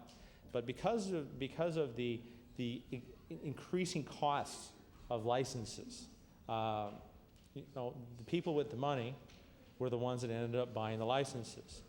And there was a transfer of vessels, let's say from Morris Island, 10 miles down the way to Pubnico, my hometown, because there were a number of fishermen at that time who were doing quite well, had the financial means to purchase these vessels, set up trust agreements, as we've discussed in this house before, and get captains to run their boats for them, and have some kind of agreement with that captain on the sharing of the profits. Some of these agreements, I think some of them are, you know, you can't really agree with them because of what they do, Madam Speaker, to that fisherman that you know, just wanted to get out and fish, just wanted to hit the water, get out there, and do what they've always wanted to do. And you know, at the whim of the owner, because of these trust agreements, and we call them a controlling agreement, on the whim of the owner, that they can say, I don't like the way you're fishing, you're not catching enough fish, I'm taking you off the boat, and I'm going to put somebody else that maybe can fish for you. That's not right. That's really not right. So what we need to do is have mechanisms like the intergenerational transfer, the capital gains exemption that we can actually afford to get fishermen, fisher people into the fishery, and so that you know, for generations to come, the inshore fishery, I can't say will be protected, but we'll have a better chance of survival. We'll have a better economic model in which to survive and thrive. And Madam Speaker, you know, a lot of this information will be coming forward in the very near future. District 34, District 33 will be going fishing in a very short few weeks, and you know, we've got to offer them all our luck, you know, and ask them to do well during the next few weeks and to keep themselves safe. You know, there's going to be a number of vessels that are going to be hitting the water in a very short period of time. From my home port, Pubnico, East Pubnico, you know, going down to Digby Neck and everywhere in between for that rush of the first few weeks of fishing, where, of course, the majority of the fish will be caught and the most amount of the wealth will be caught. So I'm hoping this year that we will see a good year. I'm hoping that we will see a year that is going to have good lobsters, that will have lobsters that are going to be of a market quality, that is going to garnish the best price, and I'm hoping the effort that will be exerted upon the fishery will be one that is, you know, complementary to the stock that's actually out there. Because, you know, Madam Speaker, to the point of transferring from one fishing port to another, moves the fishing intensity, the fishing effort, from one area that would have been able to sustain it to another area that just might not be able to sustain it. In my riding, we're seeing folks go a long ways offshore, taking chances that they shouldn't be taking because there's such a concentration of boats, let's say in Lobster Bay, that they're going way to the westward. And you know, and I would hope that, you know, with a better distribution of our fishing licenses, a better distribution of those fishing areas, that we will see a better return for our dollar. We'll see a better return in the lobster fishery, and better survival and strength for our coastal communities that the majority of us in this House represent.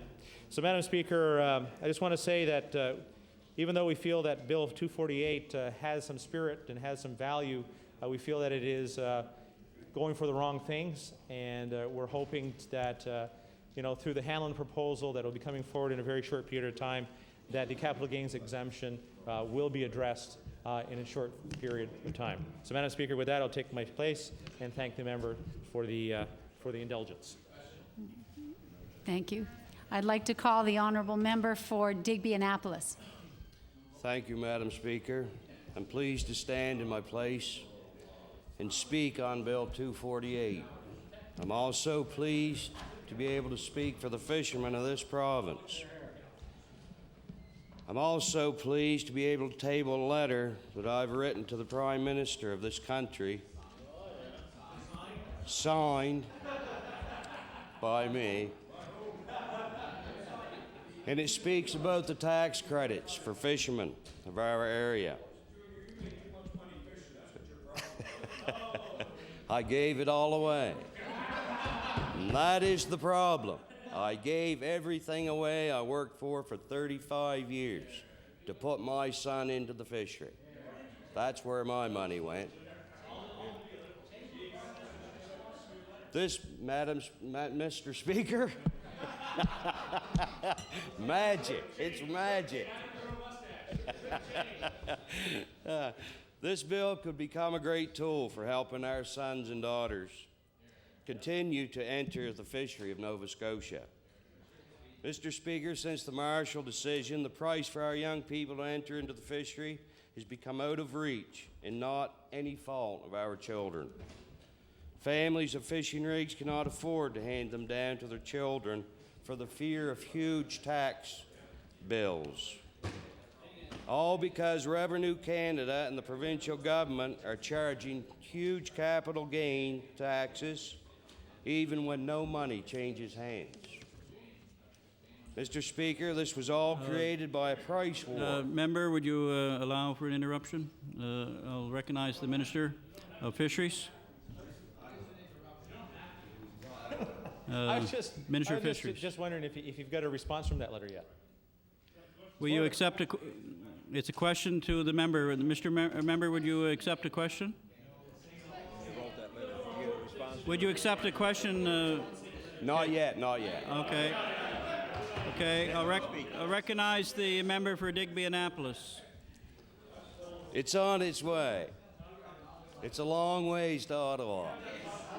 Say what you want to say. Mr. Speaker, this was all created by a price war to own the fishery between the Federal Department of Fisheries and big business of this province. Now our families and fisheries are paying the price for their greed, and Revenue Canada is prospering from it, along with this province.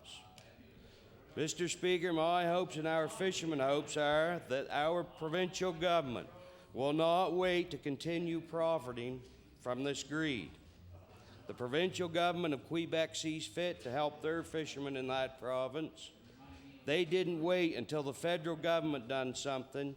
They seen the need for it and went ahead with it. They gave their fishermen the provincial portion of the provincial capital gains tax. They certainly understood what their traditional fishery means to them in that province. Fishermen should have the same small business tax advantages that exist for other small businesses of this province. The provincial government should be more like the provincial government of Quebec with respect to capital gains. They should be exemption in financing programs, loan guarantees for gear, vessel, licenses to assist intergenerational transfers that will require more than this bill, but we should work towards it. We must work towards that. Mr. Speaker, I hope this provincial government does not lay the blame all on Ottawa this time. They can start today by working towards their own provincial tax exemption if they care about our owner-operator inshore fishery of this province. Mr. Speaker, they should care because it has been one of the biggest economic generators of this province. Keeping this fishery spread out among our families around these coasts create great economic spin-offs. Letting the fishery go into the hands of a few dramatically diminishes the inshore fishery and the economic spin-offs for this province. Mr. Speaker, I'm pleased and I'm hoping that the government will be pleased to support this bill as well.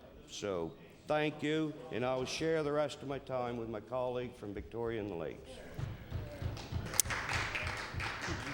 Thank you, member. We'll recognize the honourable member from Victoria and the Lakes. Thank you, Mr. Speaker, and thank you to my colleague from Digby, Annapolis. Mr. Speaker, Victoria the Lakes has one of the largest industries in its fishery. People think the fishery has collapsed. I'll give you some outdated figures from when I was warden of Victoria County. In 2000, the fishery in Victoria County alone was worth $15 million. 2002, just north of Smoky, it was worth $17 million alone north of Smoky. So you had south of Smoky, and now with Victoria the Lakes, you have that portion of Cape Breton Regional Municipality that is encompassed, where a lot of fishers live in Georges River, Scotch Lake area, and around the lake itself. I would say, Mr. Speaker, that is a bigger industry probably than tourism or the lumber industry itself.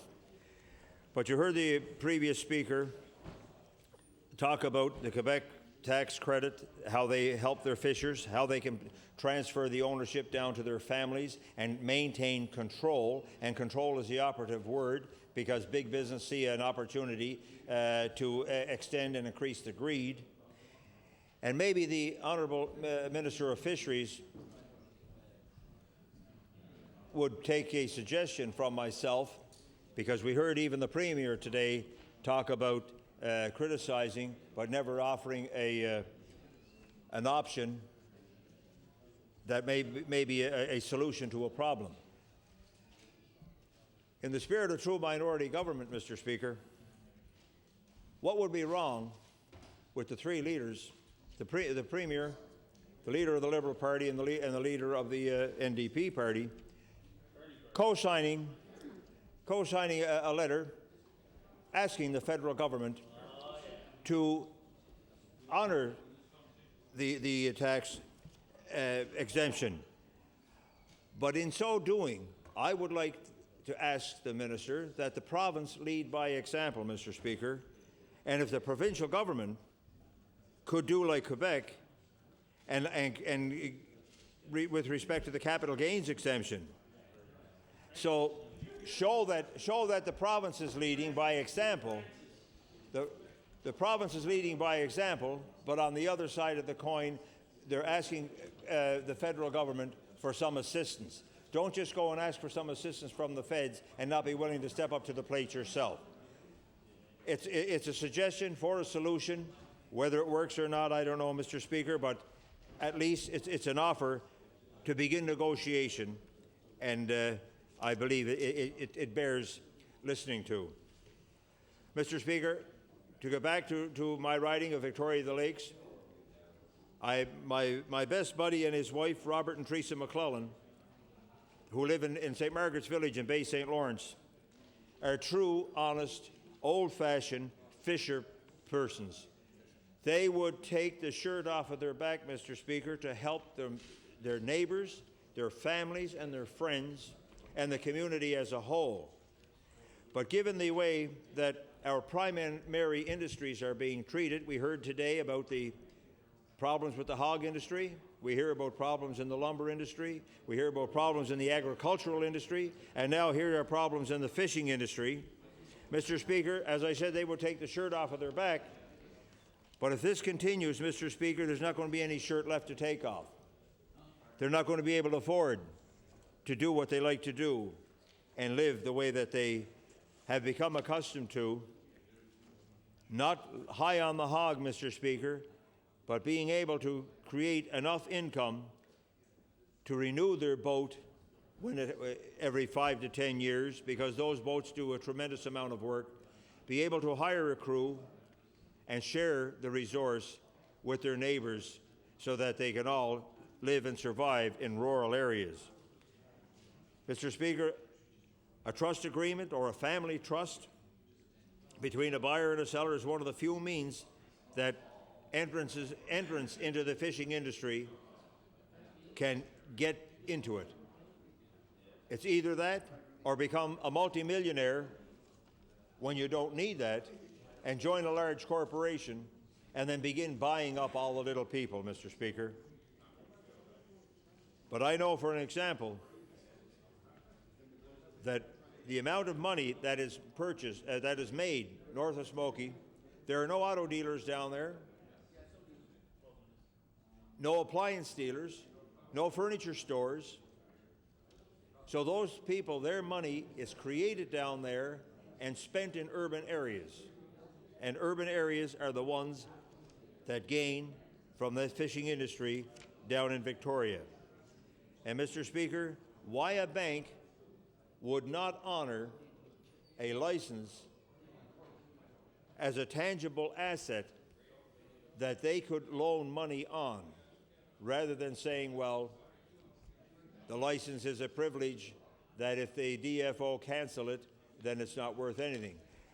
Legislation could be created that that license is a tangible asset, and if a person loses that license, the bank or the financial institution could have first rights to that license, guaranteeing that they in turn had the license that they could resell to somebody in the fishing industry. And make sure, Mr. Speaker, that when they sold it, it would have to be purchased by somebody in the fishing industry. An industry that's worth over $1 billion just in catches alone in Nova Scotia, Mr. Speaker. We hear figures bantered around 1.3, 1.4 billion. Look at the spin-off of the jobs that are created, the suppliers, the truckers, the processors, the overseas market. It's phenomenal. And, Mr. Speaker, it's being invaded by a species not like the MSX that devastated the oysters in the lake, in the Bedore Lakes, or not by this little green crab that's come down and is doing a job on our shellfish also. But it's being invaded by large business that are more of a deterrent than any of these sicknesses or diseases that are into the lake. Mr. Speaker, I stand here in full support of the fishers, not only in Victoria the Lakes, and not only in my co-workers' riding of Digby Annapolis, but the Honourable Minister of Fisheries and all fishers in Nova Scotia.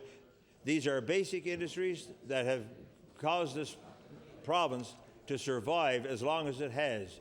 Mr. Speaker, with that, I want to thank the House for their attention, and I'll conclude my remarks. Thank you very much, Mr. Speaker. Thank you, Member. I'll now recognize the Leader of the Official Opposition. Thank you very much, Mr. Speaker, and I'm pleased to join the debate on this bill, which of course is entitled an amendment to the Income Tax Act, but which I think all members recognize is really an opportunity, and I genuinely mean that. It's an opportunity for this House to make a statement about its commitment to this industry, to the people who participate in this industry, to those families, to those communities, and to a way of life, Mr. Speaker. And that's really what I think I had the privilege of investigating over the past 6 or 8 months as I've traveled from one end of this province to the other, speaking with fishermen in many different from many different communities, and all of them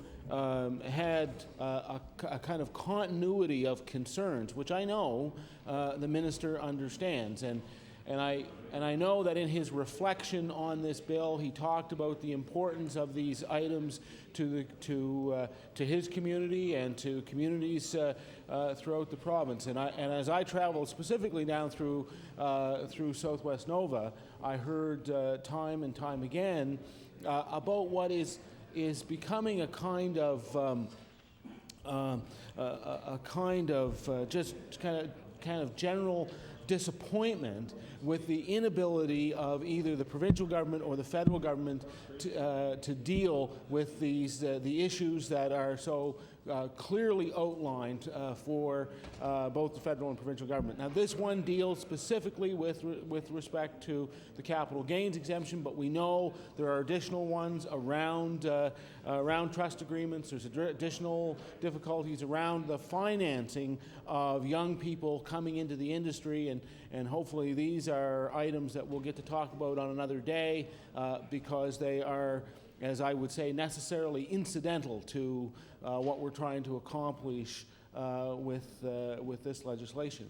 And it all comes down, and I'm not sure if the member from Digby Annapolis talked about this earlier or not, but it all comes down to a very simple issue about the fairness of treatment of fishermen as compared to other sectors of our economy.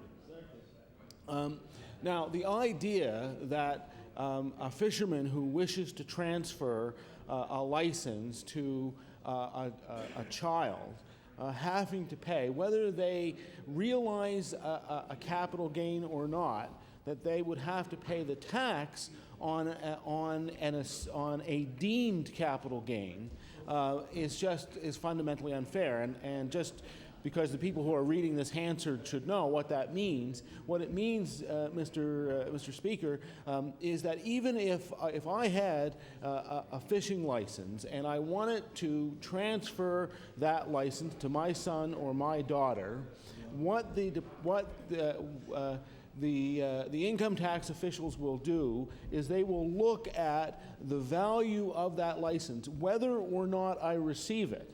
They will look at what that is. They will use deeming provisions to say this license is worth X amount of dollars, and they will assess me for income tax purposes on that amount. So I could end up paying literally hundreds of thousands of dollars on income that I didn't receive in order to allow that license to transfer to my son or daughter. I think by any measure, this is clearly unfair, and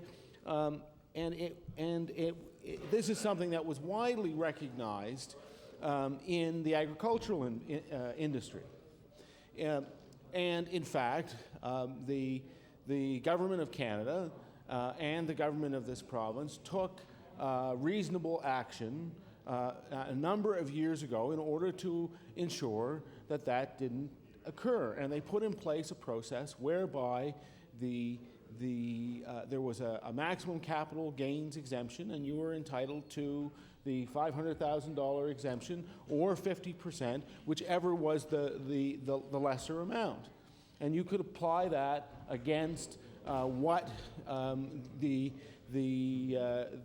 capital gain was, whether or not you actually received it, you would get an exemption on that amount. And that was seen as a reasonable way to try and assist farming families to deal with the transfer of assets intergenerationally. That's right.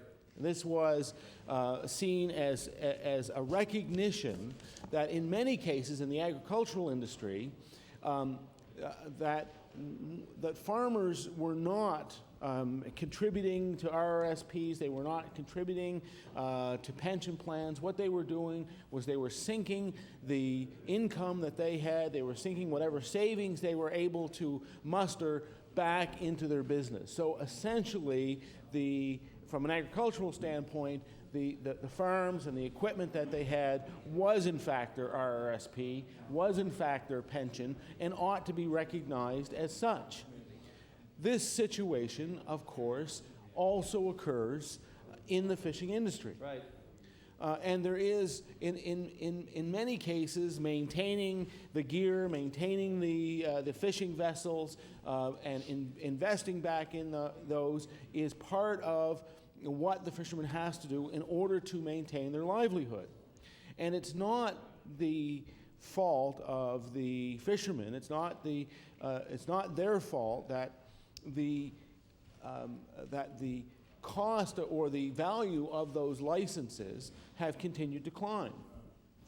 In fact, one of the interesting things about this is that the fact that you have to pay capital gains tax on a deemed amount for a license, I don't want to get too technical about this, but it actually drives up the cost of the license because it has the effect of saying, well, I have to pay this amount in tax, so I have to drive the license up in order to cover the amount of tax that I would otherwise have to pay. So you actually drive up the cost of the license because of the tax burden that the license itself carries with it. And of course, that tax burden gets passed along to the fishing family, and ultimately to the children of the fishermen who would like to be in a position to be able to continue on with a traditional in a traditional industry, one which they have grown up in, one that's important to their community, one that's important to this province. So I don't think that this bill is a particularly complex one in that sense, and that's why I've said, Mr. Speaker, that that we are presenting this piece of legislation as an opportunity for the government to try and make a statement about their commitment to this industry. Now, the reality is that this will only affect the provincial portion of the capital gains tax, because ultimately our federal counterparts will have to undertake the similar process in order to harmonize. And I know that the idea of harmonized taxes have become kind of a dirty word in this province, but the reality is that in order to be able to harmonize the capital gains exemption, it requires that the federal government take an action in order to make that happen. Now, what I would like to suggest to the minister and to the members of the government is that it's simply this: that if we are continuing to go to the federal government and we are continuing to ask them, and I accept the minister when he tells me, and the premier when he tells me, and the minister of finance when he tells me that this is actually something that they'd like to see happen, and they're trying to negotiate it with the federal government. I accept that they're doing that in good faith, but what I'm saying to them is that here is your opportunity to lead this process and not to simply allow it to degenerate into another item on a long list of the things that you're trying to negotiate with the federal government. And I think that there is probably greater inertia on this issue in the federal departments than there are in the provincial departments. I think that is in all likelihood where the problem lay. So if you want to, it's similar to trying to get rid of a log jam. Don't you just want to pull a couple of those logs out to try and get that process moving? And that's why we wanted to bring forward this bill, is to try and inspire the minister and the members of government to take that opportunity, and that's why we're here today. So I'm going to sit down briefly, and I'm going to, in a very short time, and ask that this matter come to a vote today. I think that we can do this. We can not only inspire the minister here, but we can also prepare the way for the federal government to make these changes. So with that, Mr. Speaker, I would ask for the unanimous consent of the House for this to come to a vote. Agreed. Is there unanimous consent to allow this to come to a vote? I hear a no. Okay, I'll recognize the Minister of Finance. Mr. Speaker, I did want to make a few comments on this bill, and I heard the Leader of the Opposition talk about the goals and objectives, where he wanted to go. But, Mr. Speaker, I did have the department do a little review on this as it came today to see how that would achieve, because one of the things in the motion said to create a tax credit and to move on. So I did ask the department to have a look at what this would accomplish for us and how this would be accomplished. Now, I think basically the primary piece of the bill is to want to be able to do the intergenerational transfer and to be able to move it along. But, Mr. Speaker, I would like to share a couple of the things with you. Under Division C of this Act is the computation of tax for corporations, but it has nothing to do with personal tax, as our review is. Now, this amendment seeks to grant fishermen the same right and benefits that farmers have. However, the Act Section 43 refers only to payments of income tax installments for farmers and fishers. Mr. Speaker, what the department is telling me is that this bill, if it was passed, is tied to the wrong section. And the sections are having to do, it's still tied to the section that has to do with payments. And Mr. Speaker, that once you have to make that amendment, you have to make the amendment that stands and stands on its own to find out that true amendment. Anyway, Mr. Speaker, that's the issue that as I did ask the department to look at it, and they determined that it wasn't. For debate has expired. I will recognize the Government House Leader. Speaker, I'd ask for the concurrence of the House to revert to the order of business, presenting reports of committees. Is it agreed? It is agreed. The Honourable Government House Leader. Mr. Speaker, on behalf of the Chairman of the Committee on Law Amendments, I am directed to report that the committee has met and considered the following bills. Bill number 225, an act to amend Chapter 12 of the Acts of 2002, the smoke-free